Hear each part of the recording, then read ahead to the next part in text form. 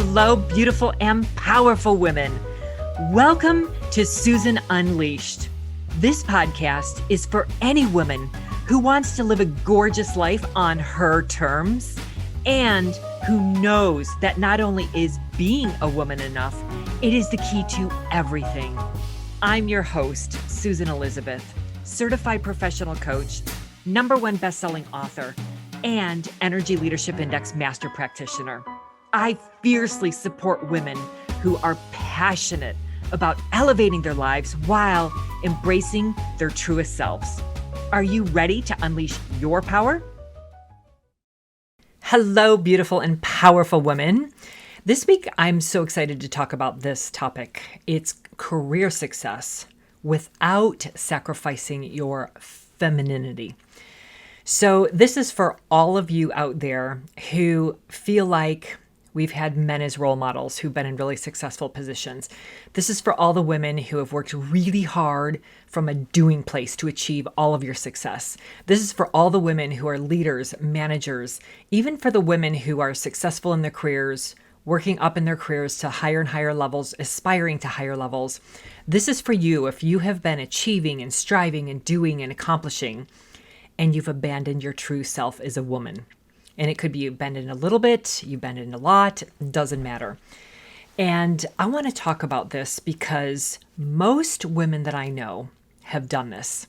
Most women, we have manned up. We've had the disease to please and we've sacrificed ourselves. We've run away from ourselves, always doing and proving ourselves and wanting to be valued or acknowledged or rewarded. But here's the thing. What if I told you this? What if I told you that you did not have to choose between being successful, powerful, and feminine? You don't have to choose. And I want to share with you a little bit about my journey on this episode today, but I've seen so many women sacrifice their femininity because they haven't known any other way, and it's not our fault. It's not your fault. It hasn't been my fault. It's just what's been rewarded in our society. The masculine aspects have been rewarded. You work hard, you achieve, you do, and there's nothing wrong with being rewarded for those things. But here's the thing. This is the difference. Today I'm talking about the way we've gone about doing it. Have we sacrificed ourselves as a woman? Have we sacrificed our femininity?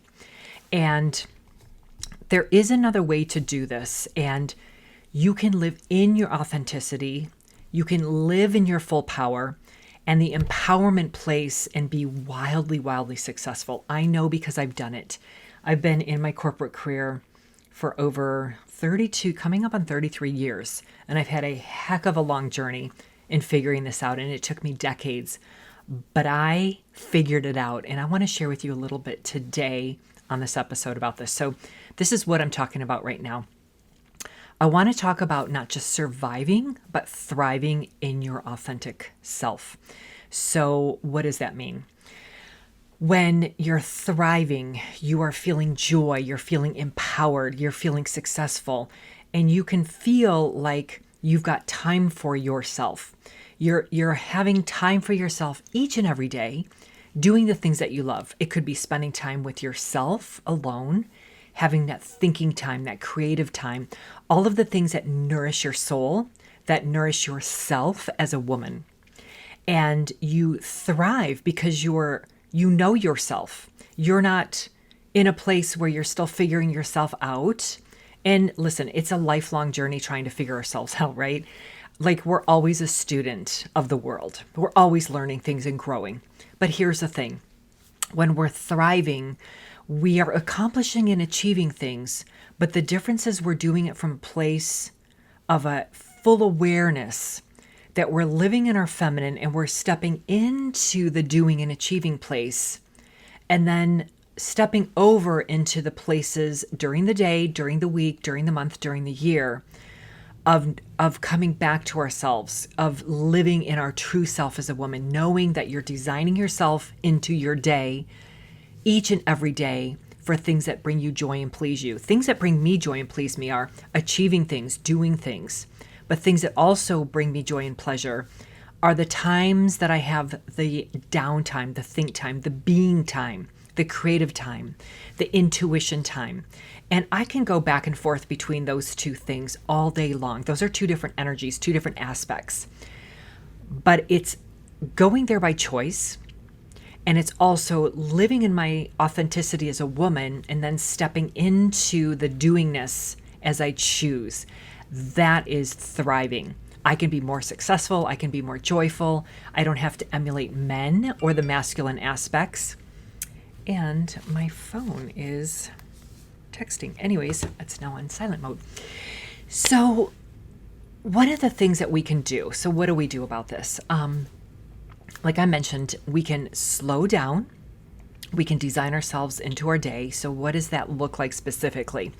Designing yourself into your day, you literally probably have a calendar, whether it's digitally or physically or both. I have both because sometimes digital has failed me.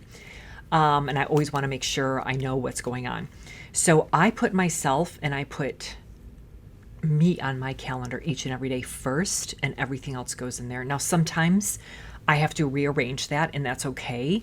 But I make sure that I have time for myself, because when I do that, I'm a better person. I have those energy reserves where I'm paying myself back the energy, investing my energy in myself instead of giving it to everybody else outside of me. Because here's the thing. Who here hasn't given away your energy serving others, over-serving, over-giving, overworking to the point where it's actually toxic? So I'm talking about investing in you and designing yourself into your day first. You should try it. It works. And be fierce about it. Because I know women who have tried this, but they don't have strong boundaries about it. And it requires you to have strong boundaries and be fierce about you time. And then the other thing is slowing down. So when life gets really, really busy, and instead of going to a place of overwhelm, because remember, overwhelm is just a thought that creates our emotions, right? So I'm sorry, I said that wrong.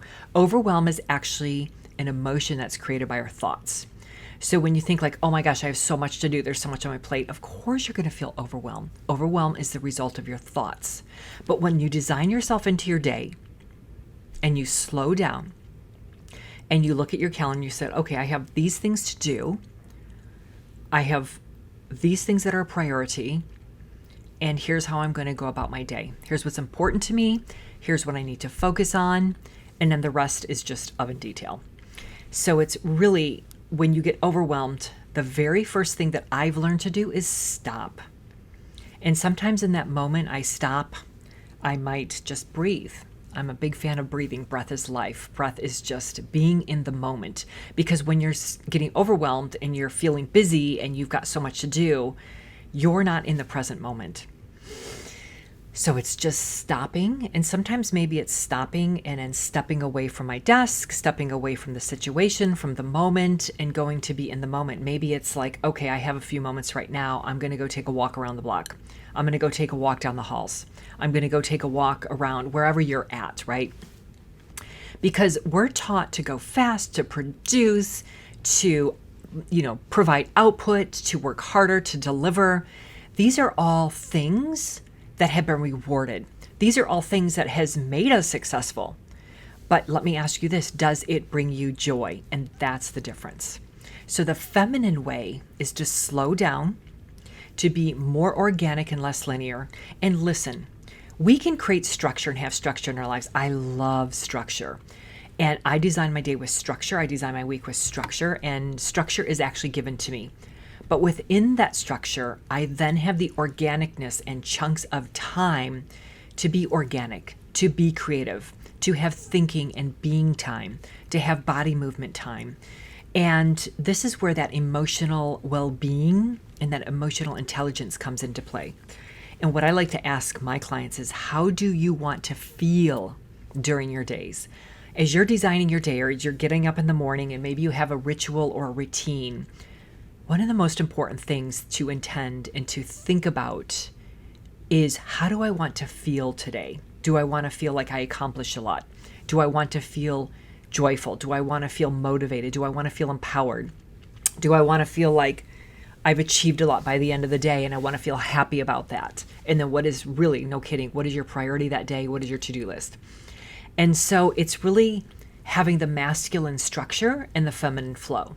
So really that's the key takeaway from the entire episode today, is having the masculine structure, but the feminine flow. That's really, really important.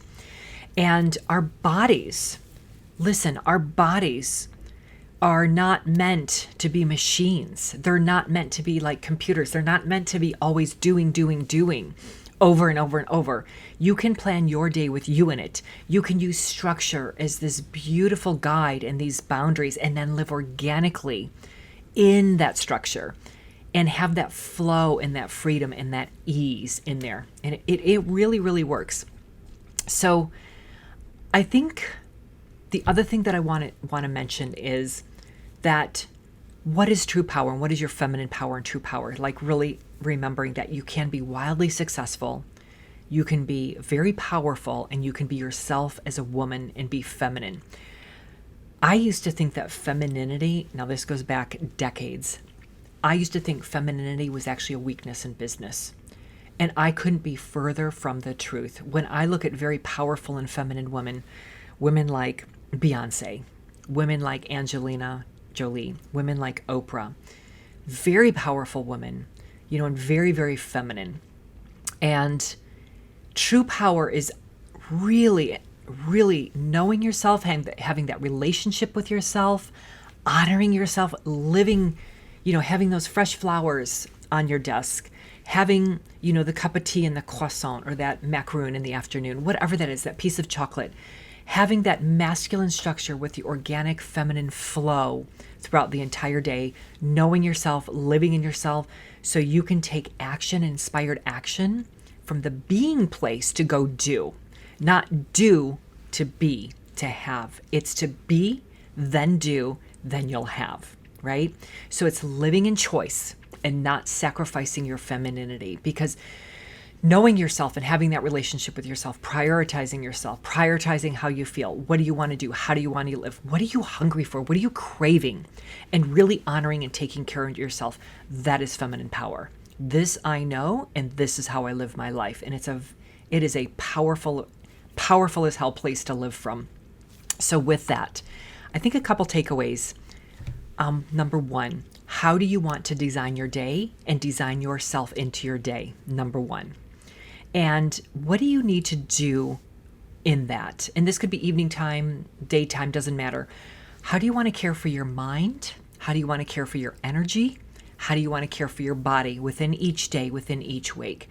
And then what needs to be kind of resolved that might be unresolved? What do you need to do that you need to clear that out? And really remembering what is important to you. And then also, I love the D's. Design your day, design yourself into your day, delegate it, or do it, or delete it, decide and move on, right? It's really brief and swift. And when you understand that and get that down, that's a little bit of a how for the what and the why. That's a little bit of the how, because if you're not taking action, if your body and mind are not, maybe ready to, if you're not taking action, you need to listen to that. And I often don't go to the place of you need to, but I'm going to the place of you need to listen to that. And that is part of your femininity and feminine power, is really listening to that intuitive place, that heart space each and every day. What do you need? Because what I've learned is success is about 25% doing, and the other 75% is your thinking, your creativity, you, and the value that you as a human being, as a woman, are adding into the world. It's the creativity, it's the rest, it's that intuition, it's embracing your beingness. That's the other 75%. All right, I hope you enjoyed this week's episode. And go out, design yourself into your day, have bold boundaries, practice the D's, have that deep relationship with yourself, and I'll see you in the next episode. Thanks for tuning in. If you enjoyed this episode, I would love it if you would leave me a review or share it with someone else who may enjoy it too. To stay connected with me, please head on over to SusanElizabethCoaching.com and make sure that you sign up for my tips on how to live an unleashed life full of passion and purpose. Until next time, go live an unleashed life.